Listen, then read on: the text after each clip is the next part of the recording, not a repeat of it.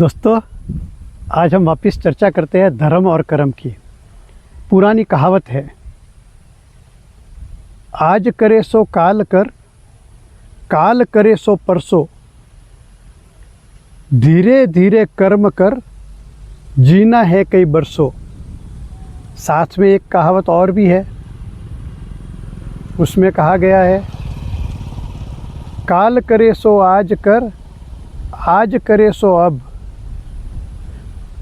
पल में प्रलय हो जाएगी, धर्म करेगा कब। अब युग बदल गया है और कहावतें भी बदल गई है। कहते हैं, काल करे सो आज कर, आज करे सो अब, पल में प्रलय हो जाएगी, भर भर के कर ले कर्म।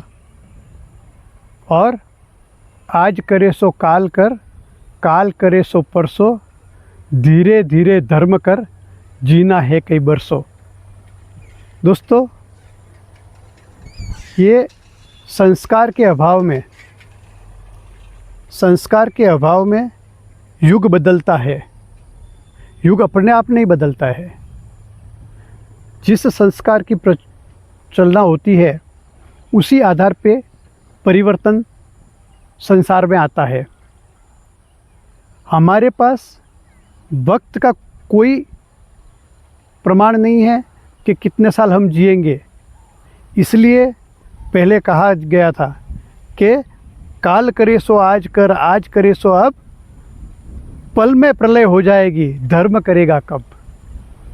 धर्म करने के लिए हमारे पास कोई समय नहीं है, जितना जल्दी हो सके करना चाहिए। लेकिन फिर भी एक ही कहावत चलती है, अरे भाई 50 साल तक तो जीने दे, फिर 51 वन में जाएंगे, तब वनप्रस्थ करेंगे, तब धर्म करेंगे। और कर्म करने के लिए, अरे भाई मैं तो 16 बरस का हो गया, अब तो शादी करनी है, मैं तो धंधा करूँगा, अभी मुझे तो बहुत कमाना है।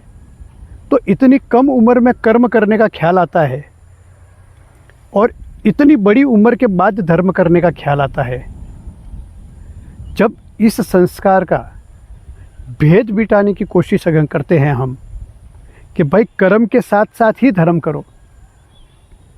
अगर तुमको 16 साल की उम्र में व्यापार करना है तो 16 साल की उम्र में आपको धर्म भी करना है, ध्यान भी करना है, परमात्मा की माला भी जपनी है।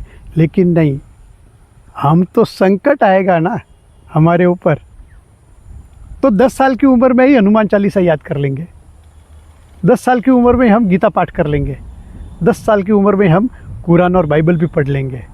लेकिन अगर संकट नहीं आया है तो 50 साल तक इंतज़ार करेंगे, हम तब तक धर्म नहीं करेंगे। दोस्तों, कर्म और धर्म में भेद करना मतलब, आप जो आजकल कहते हो ना कि नारी को बराबर का दर्जा मिलना चाहिए, वो व्यक्ति जो कर्म और धर्म में भेद करता है, वो नारी को और पुरुष को बराबर कभी देख ही नहीं सकता है। पहले आप धर्म और कर्म को एक बराबर तराजू में रखो और एक साथ उसका वजन करो। जीवन में जितना कर्म बढ़ता है उतना धर्म बढ़ते जाना चाहिए। तो अपने आप तुम सब जगह बराबरी करने लग जाओगे। अगर बात सही लगी है तो है।